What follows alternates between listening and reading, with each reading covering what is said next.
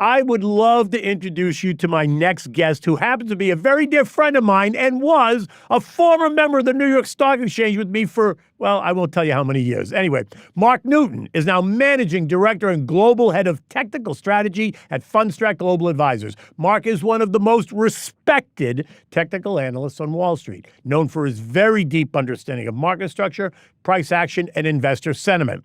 With decades of experience in chart analysis and market forecasting, he helps investors navigate short and long-term trends across equities, commodities, and the macro assets. His work at Fundstrat provides clients with the tactical edge that they need in fast-moving markets. Please, ladies and gentlemen, join me in welcoming Mark to the discussion. Mark, it's a pleasure to have you. Thanks, Kenny. I love you. You have no idea. I'm so glad that we have this chance to come back together. Very warm welcome, so I appreciate all that. After all those years on the floor. Yep. So listen, let's talk, because there's a lot going on right now, right? So the government shut down all that stuff. But let's first talk about the seasonal patterns and kind of historical data and what that says about fourth quarter performance and market behavior. Look, seasonally speaking, normally the period between August and October is down. When you have an incumbent president, somebody who's been reelected successfully, usually this period is a little bit better than normally. And that's one thing. We have a new leadership. Important to study what happens in seasonality in post-election years with a Democratic leadership that's or really a new change of leadership. And in this case, it's proven to be resilient. And also, let's not forget, decennial pattern, we are in the fifth year of a decade. That's almost always very, very bullish and very positive. Well, you know what I find interesting? Because I was one of those people that thought that, as you moved through the summer into August and September, that we were going to have, some market weakness. Not a disaster, but a pullback maybe. We had none of it. And I'm wondering if there were a lot of people that were kind of waiting for that opportunity that never came. Now we're into October. We're in the fourth quarter. You got the end of the year coming. That you got all these people that were waiting maybe on the side that have all this money to have to put to work. Right. And so now, because that's what it feels like to me. Yeah. Look, we went from a period of extreme fear in April to now more, I don't really want to be invested. I'll begrudgingly get long, but I don't really believe it. I think tariffs are going to be a big deal. There's going to be inflation. And look, none of that's materialized. None of that. The benefit of using technical analysis, we're always able to ignore all the noise, to your earlier point. You don't want to pay attention to exogenous events. You want to look for leadership, what's happening with cycles, trends, seasonality, and most importantly, potentially, sentiment. Are people really, really negative enough to cause a bottom? They were in April. How are they now bullish enough to think that markets can peak out? And I would say the answer to that is, there's still really not all that much evidence, either on an institutional side or on a retail side, to think that the people are all in and that's going to produce a market sell-off. If the sentiment goes too bullish, that's actually could be a contrarian indicator. Yeah, that's the one indicator you want to always pay attention to. And, we have seen some evidence in the last few weeks of sentiment getting a little bit more into like upper neutral territory. Equity put to call got to the mid-40s. That's not a great sign. We see 2 calls being bought for every put. Normally that can happen. We did see a 3-day pullback right after Rosh Hashanah. Of course, it was short-lived, not dissimilar to what we've seen every other month in the last 5 months. You look at September, you look at August, July, June, 3 to 5 day correction, and then right back to the races. So is this month any different? I would say the one thing that's interesting to me is that all these people waiting, and saying, it's going to pull back. It didn't. Now all of a sudden they think we're in Q4. Right. Now's the time we can go all in because the worst is behind us. We know the path of the Fed. We know what's going on. Earnings are great. The AI boom is with us. And clearly, judging by AMD, any of these companies you hear in the last couple of weeks, very much probably in the early innings. You look at what's happening to the quantum stocks. People are like, I can't stand out any longer. I got to get in. Right. And so I am a little more concerned that it's probably going to be a choppier 4 to 6 weeks before we truly can make progress between probably November and January, honestly. Yeah. So I'm still in the camp that, look, we're in the second week of October. Earnings are going to start, in earnest next week, but you're going to get Pepsi and Delta Airlines at the end of this week. They're not Dow names, so it's not officially, right? JP Morgan will kick it off. But I am in the camp that while I'm invested, right, I'm not saying to anybody, oh, you should sell your stocks. Not at all. I'm invested, and I've been cautious. Yeah. But I continue to invest because I'm looking for the other opportunities. Yeah. I'm not chasing tech. We already own it. Right. I already own it. I'm not chasing it up here, but there are other places in the market where you can find opportunity. Yeah, look, to your point, after moving sideways for about 2.5 months, the eco-weighted S&P literally just moved back to new all-time highs last week. So Right. that is your financials, your healthcare, your industrials. We saw a breakout in transports last week. You're finally Healthcare. starting to get healthcare as an unusual sector. Right. We think there's all this attack on drug pricing, and it's gone straight down for about 2.5 years in relative terms. But a healthy bounce at a time when people say, "Why is healthcare bouncing?" If anything, it's been biotechnology. And honestly, that's led, as small caps have come back to life, that's really fueled some parts of healthcare that people aren't paying attention Well, to. I think you're right. But I also think, the deal that Trump made last week with Pfizer, I think was obviously Yep. something that helped to light some of the healthcare names on fire, or at least a sector on fire, right? Healthcare remains in the crossfires of both parties, and we honestly need to do something. I would say that's not wrong to think that we want to see drug prices be made more affordable to Americans. Right. So, sure. But Right. And I think that was kind of that Pfizer story that came out last week. I think it was very positive. Yeah. And actually, I think we saw the sector move substantially that day or the day after, or going into it. There was, all that Yeah, I speculation mean, look, the around it. administration has taken a willingness to invest in companies that he thinks are viable, that he wants to see survive, and Pfizer, along with, of course, Intel, and Right. it's unprecedented, but it's certainly worked. It's helped to buoy our market at a time when everybody thinks we're rolling over. So I want to do one thing just so the audience understands. Define for them when you say the equal weight S&P, Yeah. what the difference between that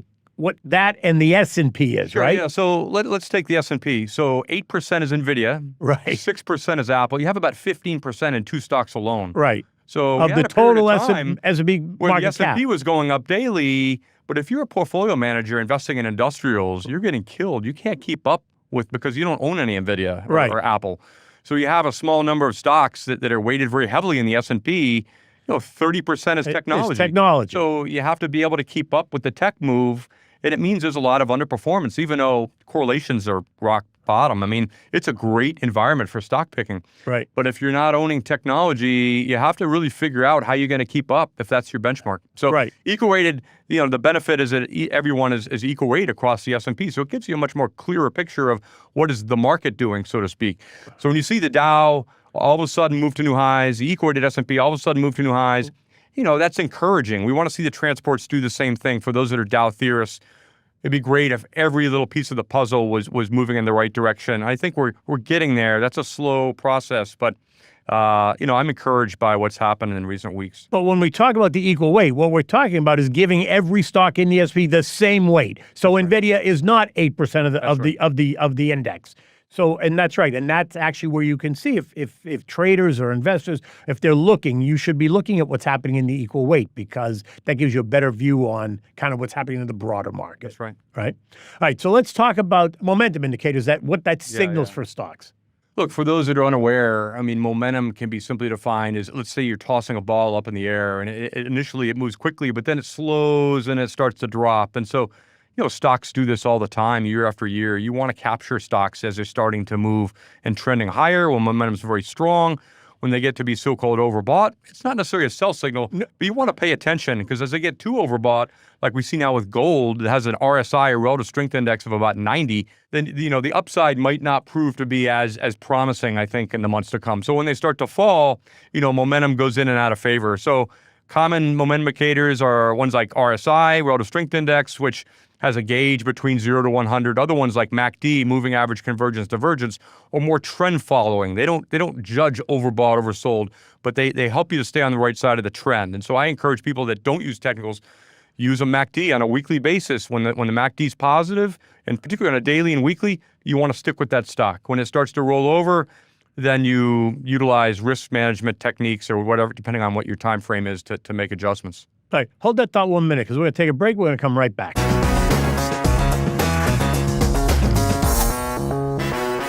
So let's now talk about breadth and leadership, right? And are the markets, in your opinion, or are investors too dependent on what's happening in the Mag 7 names? Well, I think the world is too dependent. I mean, It's a crowded trade. these are companies that are dominating with regards to earnings growth. They're the ones that are making the money. That's right. People think they're overbought, but let's not forget, we haven't seen an AI cycle ever before. So they could easily go to 100 PE. Right now, they're, in the low 30s, mid 30s. Who's to say that being overbought is a reason to sell when we're still in the very early innings of AI, not based on my own thoughts, but based on what every CEO of all these companies continues to say time after time after time on conference calls.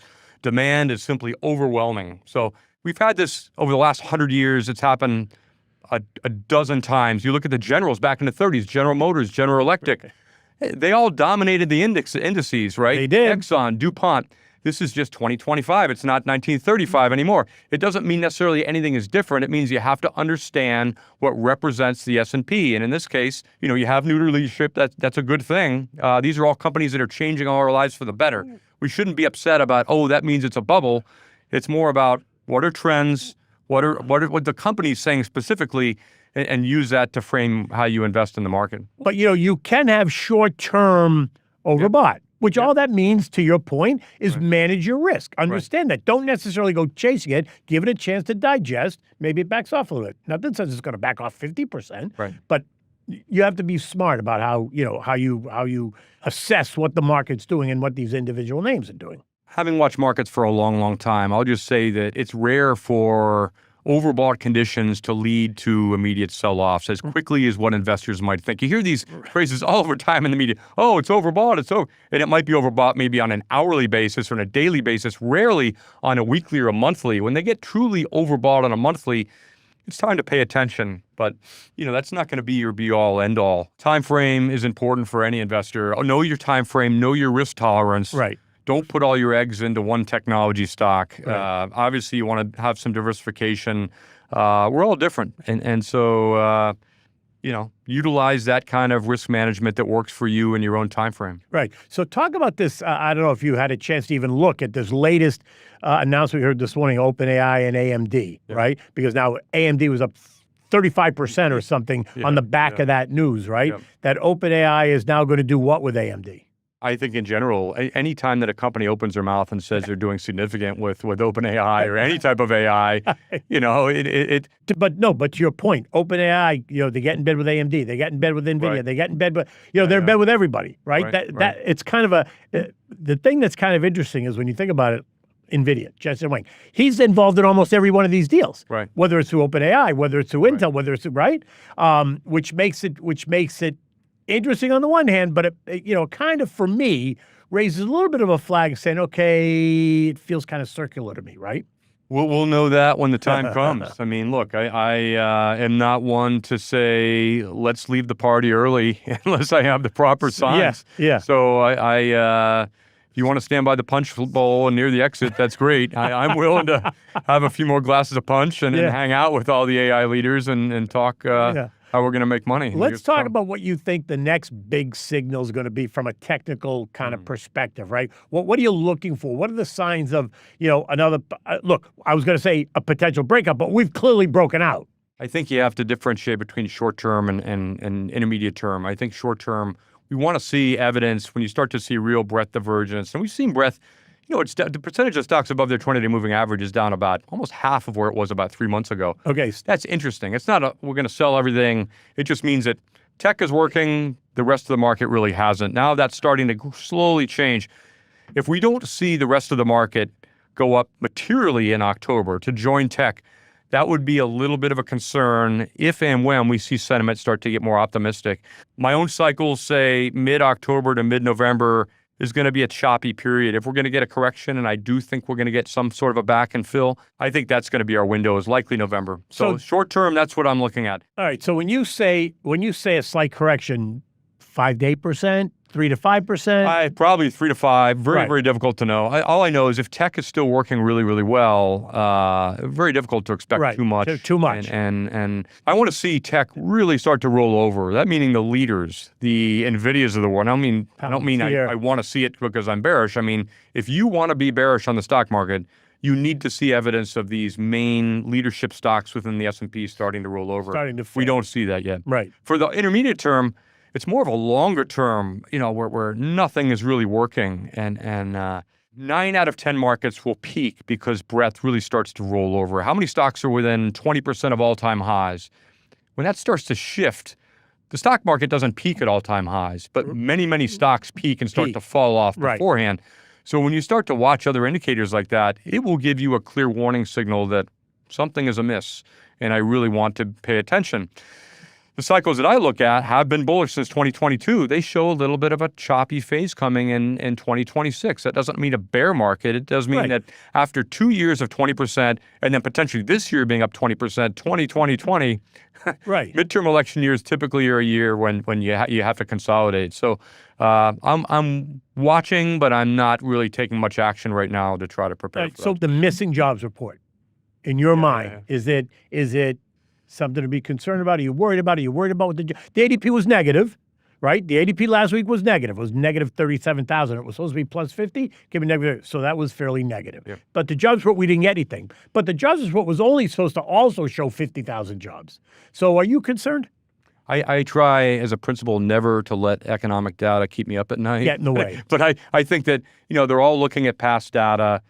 If there's any area that's ripe for regime change, it is taking humans out of the equation with regards to the Fed and replacing it with AI that could be a non-emotional way of managing the economy. And I think that, GDP has been good, to your earlier point. Unemployment's been low. The labor market definitely has slowed pretty materially, but people are not firing. They're just stopping hiring. A big difference. So it's sort of a bifurcation within the labor market, and it makes it tougher for the Fed to do its job. You have a number of people now within that are all jockeying for Powell's spot. And that's puts the Fed clearly in the line of fire, because you have a couple that, we definitely should be cutting, and it's fine for where I don't know what any of us gain in our day-to-day routine by sitting and listening to these guys talk about.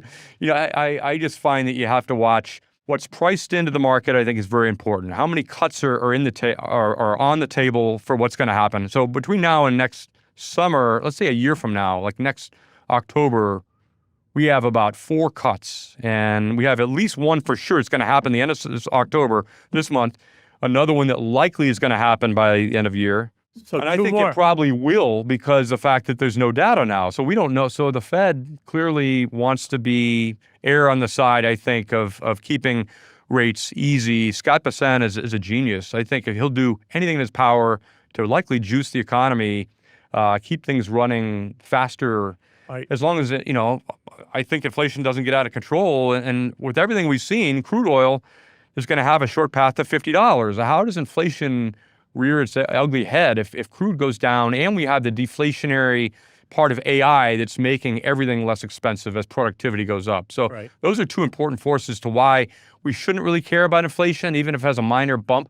I don't think it's a big deal, and I think we ought to really focus on the labor market. So I'm very much in favor of cutting rates and letting the economy run. So that's all I'm going to say about the economics. I think that I'm not an expert in that field, but I certainly I like to see what the spreads, what the Fed is talking about when you look at like the 1 year forwards, and they're sort of at a higher level right now than the rate cuts that have been priced in. So there's a little bit of a divergence there. Right. And it means the Fed either eventually has to join what the market's saying, or we got to strip all these rate cuts out and make them come back to even. And so I don't know what the right answer is there. Right. I think if we get 2 more rate cuts, that'll be another 75 basis points that we will have cut on top of the 100 that we cut last year. Right. I think that puts us to a place where I think it should be okay, unless, of course, we see the economy go off the edge.